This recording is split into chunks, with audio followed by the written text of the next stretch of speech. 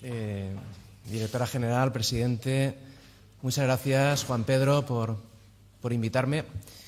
Y la verdad es que me encuentro en una situación complicada. Estoy ante dos de mis grandes referentes en ingeniería, que uno de ellos fue profesor mío, Antonio Serrano, y, como no, Íñigo Losada, que para mí es en este momento uno de los científicos en nuestro ámbito vivos más importantes que tenemos, no solamente en España, sino a nivel internacional. ¿Y qué voy a contar yo? Pues no quiero contar lo que ya muchos habéis oído muchas veces. La labor de un profesor siempre se le encamina en la docencia, en la investigación, pero para mí lo más importante y en lo que más disfruto es en hacer pensar a mis alumnos. Y hoy vamos a hacer un ejercicio de pensar, de qué está pasando y cómo lo podemos enfocar.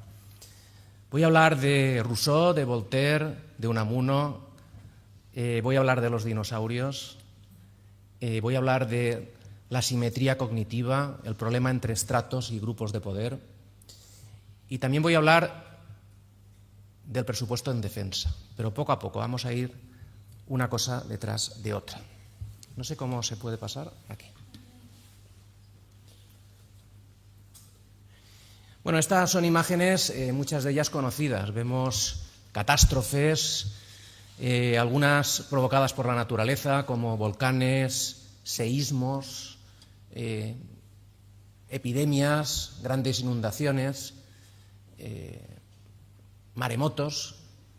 Esto son catástrofes, ¿verdad?, de origen natural. Pero también el hombre es capaz de provocar catástrofes igual o mayores. Guerras, temas migratorios, contaminación, incendios. Pues bien, los desastres no son naturales. Esta afirmación no la digo yo, es de la Oficina de Naciones Unidas para la Reducción del Riesgo de Desastres. Un desastre, la verdad es que a veces no sabemos ya cómo utilizar las palabras, porque si no existen los desastres y los desastres son siempre el resultado de acciones y decisiones humanas, eso significa que hace 350 millones de años no habían desastres, porque el hombre no estaba.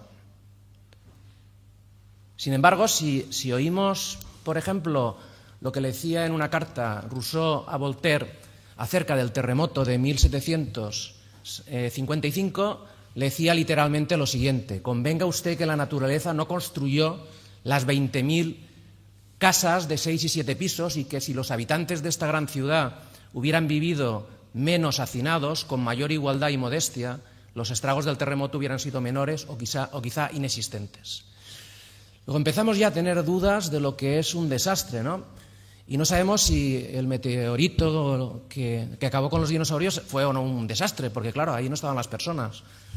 Todo esto nos hace pensar que las palabras a veces modifican nuestro pensamiento, ¿no? Y hay que pensar un poco en ese tema. Vamos a hablar de la asimetría cognitiva. ¿Qué es lo que está pasando? No sé si habéis leído, supongo que sí, en 1984 Orwell hablaba de la neolengua, cómo las palabras son capaces de modificar nuestro pensamiento, y hoy en día ocurre lo mismo. Estamos hablando de resignificación de palabras, de contexto, de monumentos.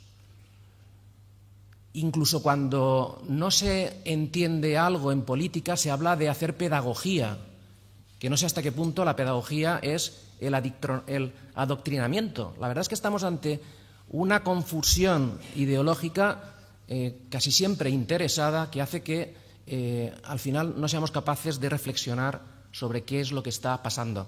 Aquí hay un problema de comunicación, de malentendidos en la comunicación, donde el conocimiento es una ventaja, quien tiene conocimiento tiene mayor capacidad de decisión, y donde hay múltiples actores, cada uno con una percepción de la realidad totalmente diferente. Bueno, aquí tenemos una serie de grupos y vamos a ver que existe lo que llamo yo asimetría cognitiva, en el sentido de que no son capaces unos y otros de entenderse demasiado bien. Hablamos de ciencia, los científicos, Pero la ciencia y la tecnología a veces fallan porque no tienen en cuenta lo que sería la ética o la filosofía, que está por encima. A veces hacemos ciencia sin ningún tipo de aspecto que tenga que ver con lo que estamos haciendo, ¿no? Con la filosofía misma. Pero es que la ciencia, que es muy crítica, a veces tampoco se comunica bien con la técnica, porque los técnicos, los ingenieros, a veces estamos muy pensando en la normativa, cómo hacer las cosas de una forma determinada. Vamos a hacerlo bien, cuando el científico lo que quiere es saber qué es lo que está pasando y dudar absolutamente de todo, igual que hace un filósofo. Pero luego está la opinión pública, los periodistas, que tampoco entienden muy bien cuál es el lenguaje técnico, ni el lenguaje científico, y a veces tampoco el lenguaje filosófico. Y bajando de escalones está la política.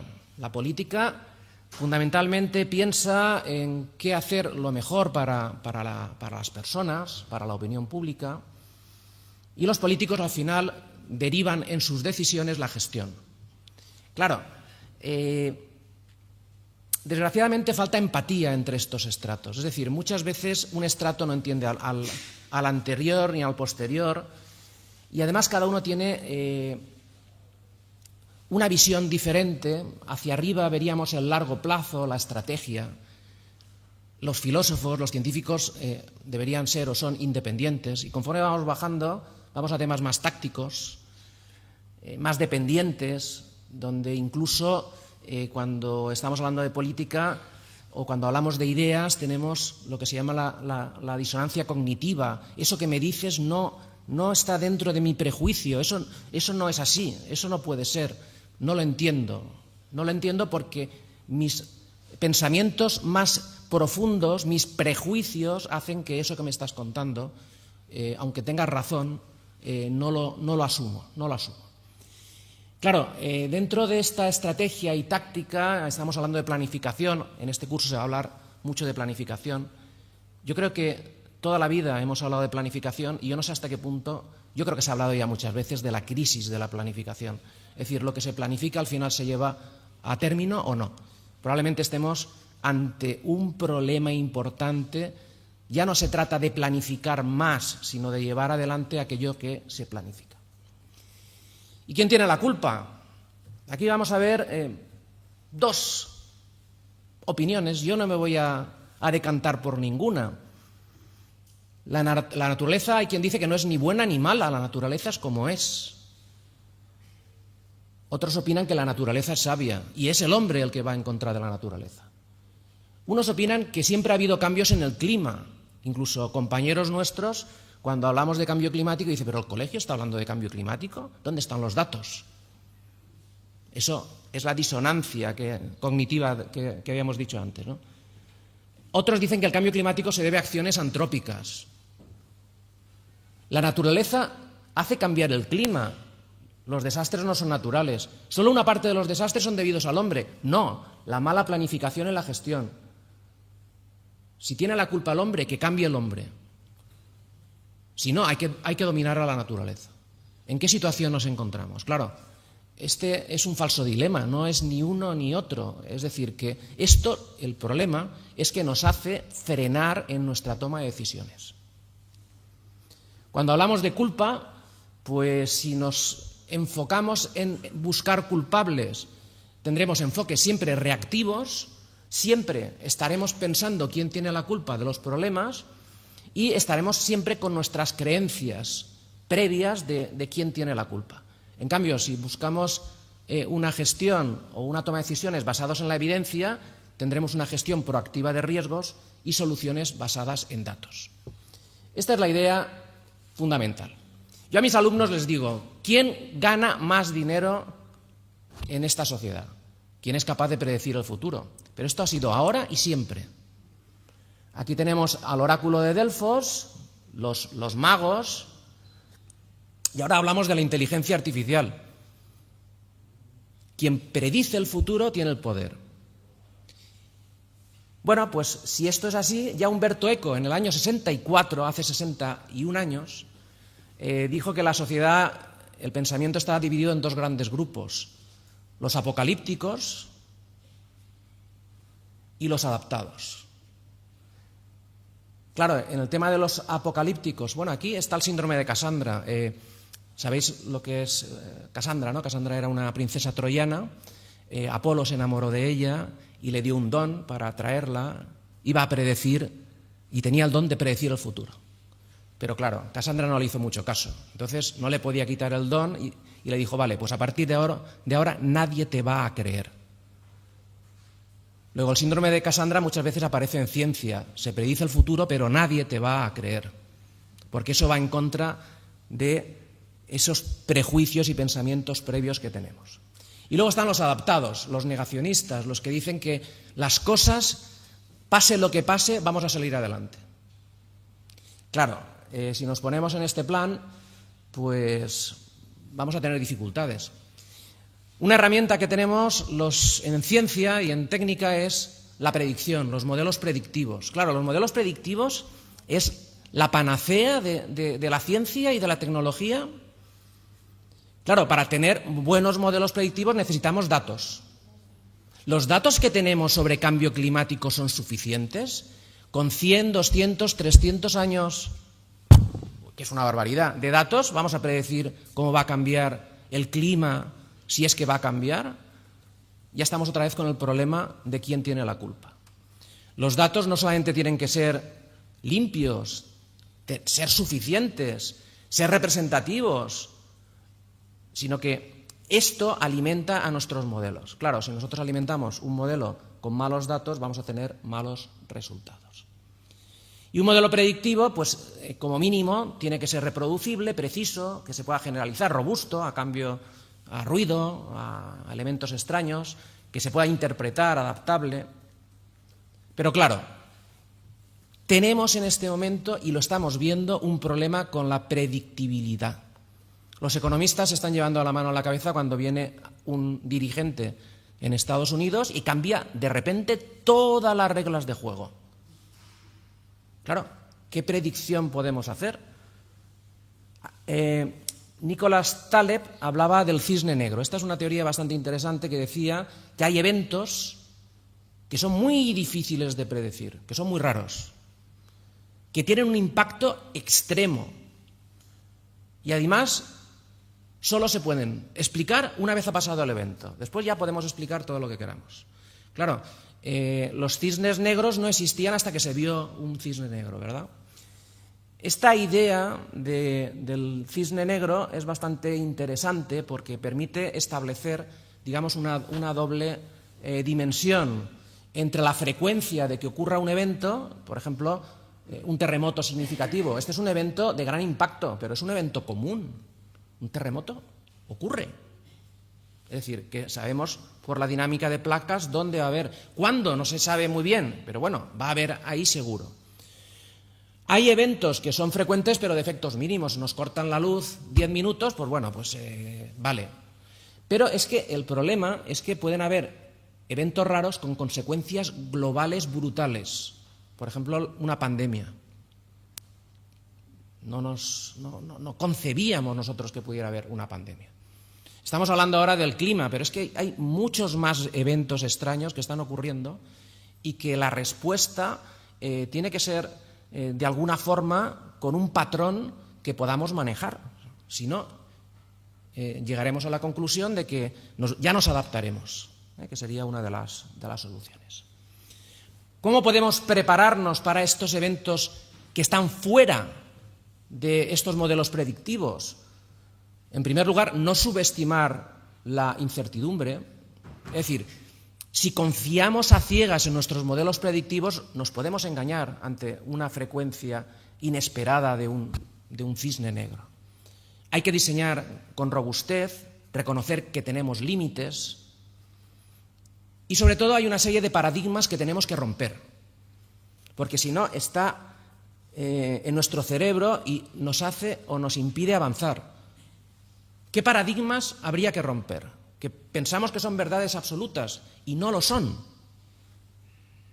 Tras un desastre, tarde o temprano, siempre es posible la recuperación. La historia de la humanidad ha habido guerras de todo tipo, ha habido desastres, ha habido caídas de imperios, pero siempre, al final, hemos salido adelante. ¿Esto es ahora verdad? No. Puede haber un impacto brutal que acabe, a lo mejor no con el hombre, pero sí con nuestra civilización. El botón rojo. Parecía algo que no podía ocurrir nunca. No es descartable. Y como ese más. Luego, no podemos decir que siempre es posible la recuperación. Tarde o temprano nos recuperaremos, aunque sea muy costoso. No. Ese paradigma hay que romperlo. Este ya es más difícil de romper. Hay que asumir siempre un riesgo. Es que los ingenieros, cuando diseñamos, asumimos un riesgo. ¿Esto es verdad? ¿Cómo voy a romper el paradigma que soporta toda la ingeniería? ¿Se puede hacer algo completamente seguro? Voy a poner un ejemplo en otro campo, el tema de la calidad. ¿Qué riesgo estamos dispuestos a asumir en los aviones, en las industrias farmacéuticas o en una central nuclear? En calidad, los japoneses se reían cuando los americanos le pedían un lote de tornillos con un nivel de calidad aceptable del 2,5 por 1000. Y los japoneses le daban una bolsa con todos los tornillos y una bolsa pequeñita con los tornillos defectuosos que no sabían para qué querían los americanos eso. Es decir, la filosofía Seis Sigma nos dice que aunque sea costoso y difícil, nuestro objetivo siempre va a tener que ser el cero defectos. Por tanto, asumir riesgos, sí, pero ojo. Además, esto nos puede llevar a un problema bastante importante. Imaginemos que hacemos una obra hidráulica que nos va a permitir, teóricamente, solucionar todos los problemas de riesgos hídricos, de inundaciones en una zona como Valencia. Ya lo tenemos resuelto. Ahora viene el tema de la falsa seguridad.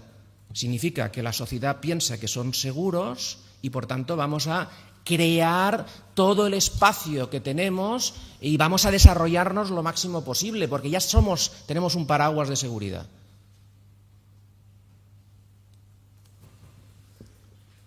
Otro paradigma a romper. La ciencia y la tecnología siempre tiene o tendrá una solución a nuestros problemas. O no en el plazo que necesitamos. Es decir, tampoco podemos ser tan optimistas como delegar toda la responsabilidad a la ciencia y a la tecnología. Esto es otro paradigma que convendría revisar. Se pueden diseñar las infraestructuras y organizar el territorio utilizando modelos basados en datos históricos y análisis estadísticos. No, porque hemos visto que existen circunstancias que rompen nuestros modelos predictivos. En hidráulica ya es difícil diseñar una presa, por ejemplo la presa de Tous, la nueva, para un periodo de retorno. No, vamos a ver el máximo evento posible que puede ocurrir ahí en ese momento, el máximo absoluto, eso ya lo hicieron los americanos. Y en ese momento diseñamos la presa para eso, porque es una infraestructura absolutamente crítica. Claro, asumir un periodo de retorno significa creerse que con los datos que tenemos somos capaces de establecer un modelo predictivo suficientemente fiable como para asumir los riesgos que nos dice el modelo. Luego, este es otro paradigma. Y otro, por favor, este hay que romperlo. Es posible, esto no lo creemos y es mentira, es posible convencer a alguien con datos y argumentos. No, porque eso es un tema mental. Es la disonancia cognitiva que decía antes. Cuando tú a alguien le convences o intentas convencer con argumentos respecto a un prejuicio que tiene, es imposible. Por tanto, va a ser, desde el punto de vista científico o tecnológico, imposible convencer a alguien que no está dispuesto a aceptar ningún tipo de argumento. Porque siempre va a encontrar algún contraargumento. Siempre. Y otra cosa, siempre hay un culpable. Último de todas las cosas. Vamos a buscar culpables. Siempre hay uno. Tampoco es cierto. De hecho, hay un modelo, que es el modelo del queso suizo, que no del queso Gruyère, el queso suizo tiene agujeros, que dice que para que ocurra una catástrofe determinada tienen que darse una serie de circunstancias. Si nosotros tenemos capas con agujeros, para que podamos atravesar todas las capas se tienen que dar un montón de circunstancias concadenadas que al final nos lleve al problema. Esto, para evitar esto, en el mundo de la industria, por ejemplo, los japoneses utilizan métodos Pokahoke, que lo que hacen es métodos a prueba de error. Si nosotros en nuestra gestión hidráulica, territorial, la que sea, la toma de decisiones, por ejemplo, de una emergencia, no esté al albur de una decisión de una persona que se puede equivocar, sino que sea automática, que esté hecha a prueba de error, probablemente no tendremos tanta dificultad. Esto se utiliza en industria aeronáutica o en temas de hospitales. Como no tengo tiempo, no os cuento el tema de que a uno le operaron la rodilla porque se llamaba García. A partir de ese momento, todo el mundo pregunta, cuando te llevan en la camilla a la operación, ¿cómo te llamas? ¿Y de qué te van a operar? Antes de dormirlo. Porque si hay dos Garcías, la liamos. Pues esa simple estrategia de preguntarle el nombre y de qué te van a operar es una capa intermedia a nuestro queso gruyère que evita el problema. Luego, cuando estemos analizando una catástrofe, por favor, esto es mucho más complejo de lo que parece. No hay un solo responsable, hay muchos responsables. Ya se ha hablado antes del marco de Sendai. Esto es la resolución que se aprobó el 3 de junio. Esto seguramente os van a hablar mucho en este curso, sobre comprender el riesgo, fortalecer la gobernanza para gestionarlo, invertir en resiliencia, aumentar la preparación para afrontar la rehabilitación y la reconstrucción. Vale. Y aquí están las ideas básicas, ¿no?, de lo que es. Esto, como lo van a explicar, yo me voy a meter solamente con una integral, no voy a dar más, una integral. Pero antes de una integral, venga, dos cosas fáciles. Esto hay dos escenarios. Antes de que ocurra una catástrofe, ¿qué pasa? Pues que tenemos que mitigar el riesgo. ¿Cómo? Esto es una ecuación, digamos, un poco conceptual. El riesgo es una probabilidad de una amenaza o de un peligro, una vulnerabilidad y una gravedad. Y la vulnerabilidad es tener algo muy expuesto, que sea muy sensible y, digamos, que podemos aumentar esa vulnerabilidad aumentando la capacidad de adaptación. Ahora pondré un ejemplo, por ejemplo, con el COVID y las mascarillas y todo eso. Pero ¿qué pasa después del evento? O sea, nosotros antes, la técnica es capaz de planificar y lo que tenemos que hacer es reducir el riesgo. Y ahí nos vamos a dedicar. Pero, ¿y una vez pasa? ¿Qué hacemos? Pues hay un impacto. Claro, el impacto ha ocurrido. Luego ya no hay una probabilidad, la probabilidad es 100. Ha ocurrido ya. Y por tanto, se va toda la gravedad al impacto. ¿Cuándo ocurre el desastre? Cuando el impacto real supera nuestra capacidad de respuesta. Luego tenemos aquí otro punto para cuando tenemos un desastre. Ya ha ocurrido el desastre, pues habría que tener claro cuál es nuestra capacidad de respuesta para poder afrontarlo, porque esa diferencia es la que nos provoca el desastre. Aquí tenéis un ejemplo con el COVID, el riesgo, pues que una ciudad como Nueva York pues tenga riesgo de coger esta enfermedad, ¿no? Amenaza, propagación rápida, vulnerabilidad. Países como Haití pues sufrieron más por falta de, pues, son más vulnerables. La gravedad, pues una variante incrementó las hospitalizaciones. Exposición, los médicos pues está claro que tenían más exposición. Sensibilidad, pues los ancianos eran más sensibles. La capacidad de adaptación, pues nos adaptamos. Inventamos el teletrabajo, cogimos mascarillas. El impacto real, ¿cuál fue? 6 millones de muertes, recesión global. Capacidad de respuesta, pues a unos mejores que otros. Alemania mejoró su capacidad de respuesta, por ejemplo, frente a Italia. Desastre, ¿qué ocurrió? Pues colapso de todos los hospitales. Bueno, esto lo podíamos analizar para todos los desastres. Antes ha definido resiliencia, pues yo, no me resisto a poner aunque sea una integral, ¿vale? Aquí tenéis el concepto de resiliencia que, fijaros, al final lo que vamos a sumar es una funcionalidad. Estamos hablando de funcionalidad entre dos puntos, ¿no? Vamos a hablar aquí de un punto T0, cuando ocurre el extremo, el desastre, el evento, y hasta un T sub R, que es el horizonte hasta donde vamos a estudiar la funcionalidad. Vale, pues esto es demasiada teoría, vamos a la práctica. Esto es la práctica. Con esto vamos a poder entender perfectamente el concepto de resiliencia, que, por cierto, como se dijo antes, viene del mundo de los materiales, cuando un material puede ser más o menos resiliente, ¿no? Y luego en psicología se cogió ese concepto de resiliencia para las personas, pero realmente vamos a entender la resiliencia como esa integral que hemos visto aquí y vamos a ver lo que pasa. Aquí tenéis el tiempo, fijaros, y aquí la funcionalidad.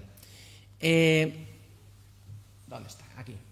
Desde que no pasa nada hasta que ocurre el evento extremo, hay una funcionalidad perfecta, no hay ningún problema. Ocurre el evento, cae brutalmente la funcionalidad de una infraestructura, de un sistema. Y a partir de ese momento nos tenemos que recuperar. Hay varias formas de recuperarse, una vía rápida y una vía lenta. Vale, la vía rápida, si metemos ingenio y tenemos sistemas redundantes que se pueden diseñar, vamos a ser más rápidos en recuperarnos. Y si no, pues lo haremos por la vía lenta. ¿Qué problema o cómo se puede actuar desde el punto de vista de la planificación y de la técnica? En 2 puntos.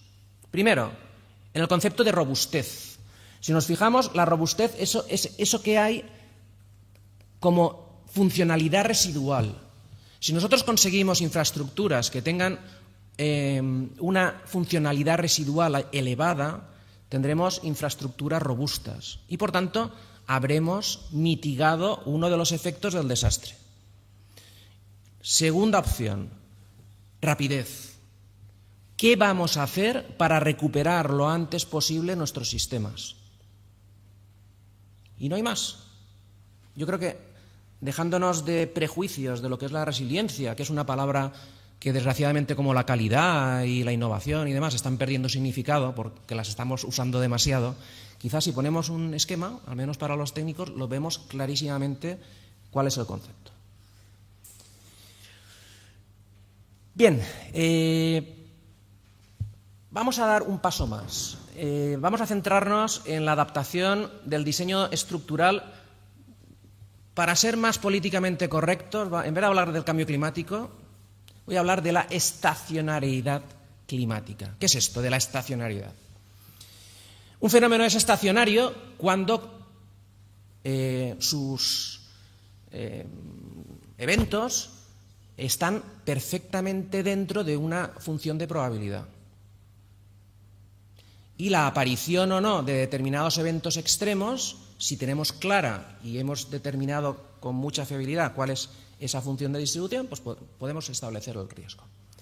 Pero ¿qué ocurre cuando los datos están haciendo que esta función de probabilidad sea cambiante con el tiempo?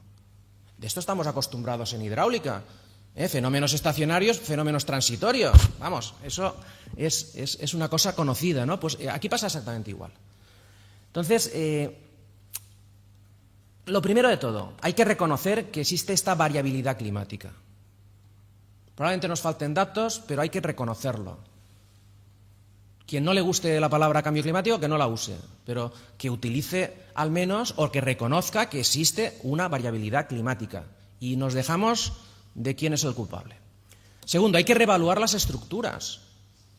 Mirar, todo lo que estamos haciendo en cálculo de estructuras, y supongo que en otros ámbitos, sabéis que cuando estamos calculando una estructura de hormigón utilizamos los métodos semiprobabilísticos. ¿Eso qué significa? Que tenemos coeficientes de seguridad, parciales de seguridad, para el material 1,5, para las acciones 1,6. ¿Y eso por qué? Porque alguien en su día pensó cuál era la probabilidad de ocurrencia de un fenómeno determinado y con eso, y con toda la experiencia que llevamos, aquello funciona. Nuestras últimas tesis doctorales ya no hacemos eso, lo que hacemos son cálculos probabilísticos. Estamos estableciendo funciones de probabilidad para todas y cada una de las acciones y de los materiales. El tema es un cambio, digamos, interesante. Pues a lo mejor hay que reevaluar todas las estructuras, desarrollar nuevas herramientas, colaborar con los científicos. Vamos a ver. Los técnicos hacen lo que tienen que hacer, que es utilizar la técnica, las normas, el sentido común. Pero la ciencia va un paso por delante, porque se pone en duda todo lo que se está haciendo hasta ese momento. Y se intentan buscar nuevas respuestas. De hecho, la ciencia está modificando continuamente la parte técnica. Y la parte técnica está dando preguntas de investigación a los científicos para poder avanzar en el tema científico. Y luego implementar criterios de diseño. Un par de ejemplos. Ahí veis los puentes destrozados en Valencia. Nadie se pensaba que la fuerza del agua, hombre, si es de la fuerza del agua a lo mejor sí, pero la fuerza del agua, las cañas, los coches, todo lo que vino, tiró abajo los puentes. Lo primero que hay que hacer en un sitio inundable es, primero, reducir el número de apoyos. Segundo, que esos apoyos estén pilotados. Y, si es posible, que los estribos estén fuera. ¿Eso cuesta más? Sí, pero ¿cuántos puentes sobre cauces inundables hay? Igual no hay tantos. Pues ya podemos empezar a cambiar las normas. Otro tema, edificación. Ha habido inundación en los edificios. Cuando calculamos un edificio, un forjado, ¿dónde están las fuerzas? De arriba para abajo. ¿Qué pasa cuando hay una inundación? Un empuje hidráulico hacia arriba. Los forjados están trabajando al revés de lo que están diseñados. Y estos son 2 ejemplos, hay muchos más. Luego, en este momento yo creo que deberíamos empezar a pensar, por ejemplo, podría ser el resultado de este curso, a organizar ya grupos de trabajos, no para que piensen mucho, sino para establecer medidas normativas urgentes para que los diseños que se vayan haciendo como consecuencia de la reconstrucción al menos se hagan bien. Los desastres no son naturales. Bueno, esto ya lo he contado antes. Esto lo que significa, esto es ni a favor ni en contra. Simplemente, pues eso, que antes de el primer resto de Homo sapiens es de 315.000 años, pues bueno, pues antes no habían desastres. Porque si son naturales, hombre, sí que hay desastres. ¿Y si hay una epidemia y se nos mueren todos los perritos del mundo? Eso, como no afecta a los humanos, tampoco sería un desastre. No. Quiero decir, el desastre está claro que es una palabra que a lo mejor habría que matizar, pero sí que es interesante lo que hay detrás de esta afirmación. Es decir, lo que viene detrás es lo siguiente. Hay un evento natural, perfecto. Y si es un evento humano, ahí ya no podemos hacer demasiado. Un evento natural. ¿Es vulnerable? ¿Sí o no? ¿Falta preparación? ¿Hay mala gestión? ¿Hay influencia del cambio climático? Podemos transformar una cosa de impacto moderado en otra de consecuencias graves. Luego, esta afirmación de que los desastres no son naturales, que puede ser más o menos discutible, no nos debe hacer perder el norte y no debemos de dejar atrás lo que somos capaces de hacer para mitigar en lo posible los impactos. Vamos a la reconstrucción. Esto me ha hecho pensar mucho y últimamente, mientras muchos compañeros iban corriendo, como debe ser, a apoyar a todos los ayuntamientos, administraciones, etcétera, pues yo lo que más sé hacer, que es, pues me dedico a pensar.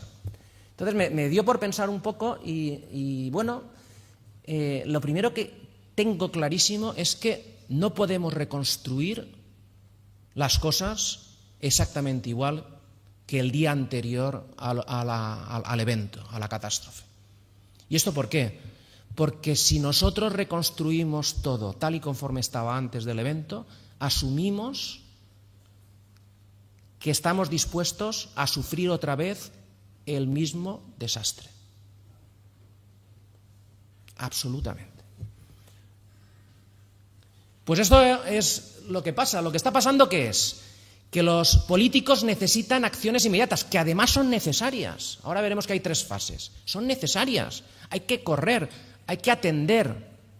Pero, claro, hay que demostrar a la población de que se están haciendo cosas. Pero no podemos ir como pollo sin cabeza, donde cada administración está corriendo, recuperando a la mayor celeridad las cosas para demostrar que se están haciendo bien, pero es que esa percepción de eficiencia y de respuesta inmediata hay que hacerla sostenible.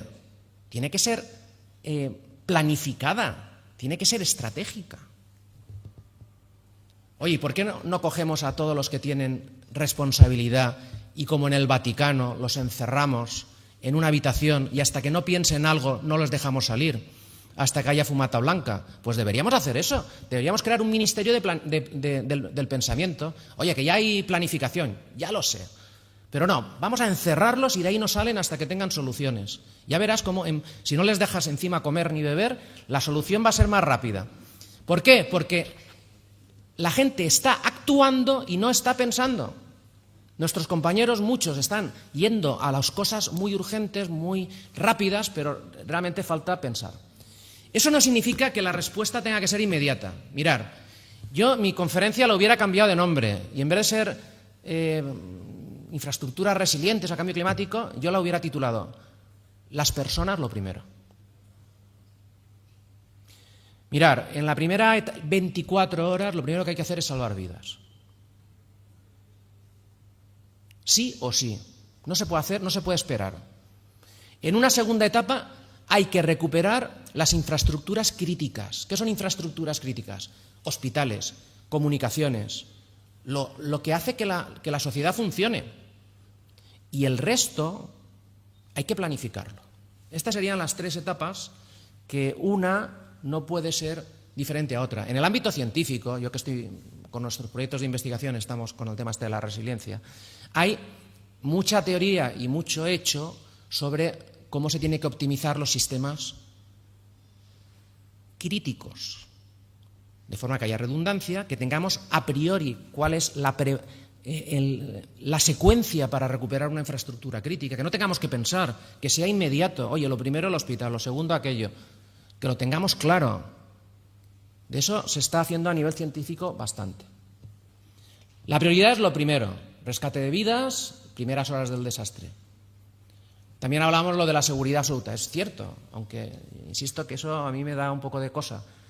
Si nos vamos al extremo opuesto, es la sensación de falsa seguridad que puede crear una infraestructura. Ojo, cuando dentro de unos años arreglemos todo, espero que sí, no dejemos hacer los mismos errores que teníamos hasta ahora. Es decir, si nosotros pensamos que hemos arreglado la seguridad de las inundaciones, lo que no podemos hacer es empezar a construir a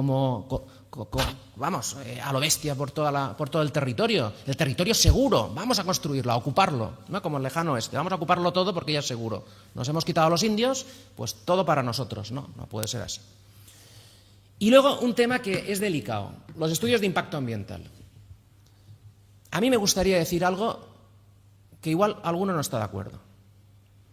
En los estudios de impacto ambiental, por favor, en la ecuación meter a las personas. Los estudios de impacto ambiental no solamente son del medio ambiente.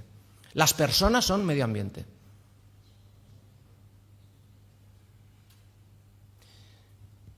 Esto hace cambiar muchos paradigmas.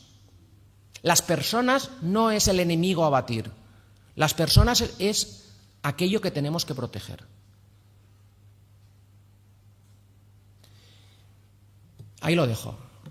A ver si en los estudios de impacto ambiental entra en la ecuación las personas. Y el factor humano, insisto en su importancia. Hay una solución cuando tenemos un problema de falta de planificación territorial. ¿Están las personas en una zona inundable? Muy fácil. Estamos en un régimen autoritario soviético, cogemos a toda la población, la llevamos a Teruel y se acabó. Eso tampoco se puede hacer. Pensemos en las personas. Hay consideraciones sociales. ¿Quiénes son los grupos vulnerables cuando nosotros tomamos una decisión? Hay gente que no le importaría, pero hay gente muy vulnerable. El bienestar psicológico. No se puede hacer ninguna acción de planificación sin contar con la comunidad, sin contar con las personas. Es que no saben. Sí, pero no seamos déspotas ilustrados. Tienen que participar. Impactos económicos, acceso equitativo a servicios, oportunidades de empleo y crecimiento, consideraciones en la ingeniería. ¿Y cómo podemos solucionar todo esto? Ya voy acabando. El problema que tenemos no es un problema, es una virtud. Hay dos tipos de régimen, unos autoritarios, donde afortunadamente tenemos un orden, o afortunadamente no, desgraciadamente es un orden muy vertical, y luego están democracias donde las decisiones están distribuidas. Está claro que un sitio o un lugar o una zona política donde se puedan discutir las cosas es mucho mejor que la otra, ¿no? Pero ¿qué ocurre cuando existe un problema tan gordo como un evento de estas características? Que hay multitud de actores, multitud de administraciones que tienen competencias sobre un mismo territorio. Administraciones locales, diputaciones, administración autonómica, administración de todo tipo. Adif, que tiene que recuperar las vías, el Metro de Valencia, que tiene que recuperar su zona de playa de vías, su centro de mando. Hay un montón de gente que está actuando de forma independiente, con falta de conexión. Este problema ya es un clásico. Hay una vía, lo que pasa que ya os digo que va a ser muy difícil que se pueda hacer. Hay una vía posible, legal, que es la creación de un consorcio administrativo que durante un periodo de tiempo determinado, lo que hacen todas las administraciones es delegar parte de sus competencias en ese consorcio administrativo para que las decisiones y los presupuestos sean únicos. Y eso solucionaría muchos problemas y no estaríamos al albur de decisiones políticas de uno u otro signo que lo que hacen es buscar, como habíamos visto antes, el corto plazo. Acordaros que los políticos tienen como mucho un plazo de 4 años para poder revalidar, digamos, su política. ¿Y cómo podemos actuar? Este es el futuro. Pues aquí tenemos la inteligencia artificial, los gemelos digitales, que al final son los modelos, temas que tienen que ver con la sostenibilidad y resiliencia climática, el Big Data, análisis predictivo, mejorarlo, colaboración interdisciplinaria. Esto es un tema muy interesante. Este problema no lo solucionan únicamente un estatuto, un cuerpo o un grupo de ingenieros de una profesión determinada. Quien se crea eso está equivocado. Esto es un tema complejo que requiere la colaboración de múltiples disciplinas. Y lo dice un ingeniero de caminos que sabéis que estoy enamorado de la profesión, pero no se puede ver un problema bajo un solo punto de vista.